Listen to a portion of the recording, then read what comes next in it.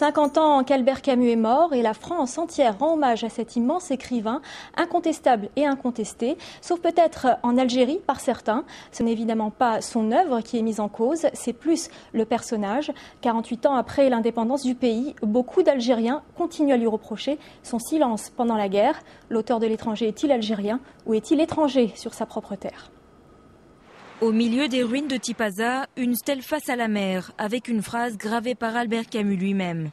Je comprends ici ce qu'on appelle gloire, le droit d'aimer sans mesure.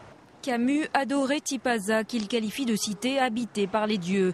Il restait de longues heures à contempler les ruines de ce que fut jadis cette ville berbéro-romaine. Camus est aussi l'enfant de Bellecour, un quartier pauvre de la capitale où il grandit dans cette maison, l'adresse qui figure sur son acte de baptême selon l'archevêché d'Alger. Le nouveau propriétaire nous reçoit volontiers, il va nous montrer la vue depuis le balcon que Camus enfant pouvait contempler et qu'il a décrite. C'est dans cette vie de pauvreté, parmi des gens humbles et vaniteux, que j'ai le plus sûrement touché à ce qui me paraît le sens vrai de la vie.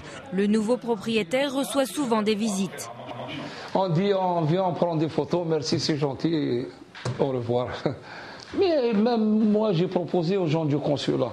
Je leur ai dit de prendre l'appartement, de prendre l'immeuble, en faire un musée, Albert Camus. Et ça. Ils vous ont dit quoi ? Et d'accord, on va voir, c'est noté, il ne revient pas.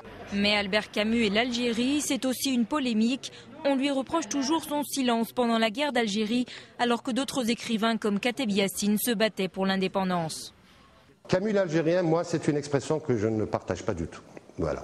Parce que il n'avait pas été pour l'indépendance de l'Algérie. Et l'Algérie n'a existé que par le sang versé par son peuple. Voilà. Et ça, donc Camus l'Algérien, moi, ça me... Voilà, Camus, écrivain français d'Algérie, ouais, ça me convient beaucoup plus. Pour d'autres, Albert Camus l'Algérien, c'est possible.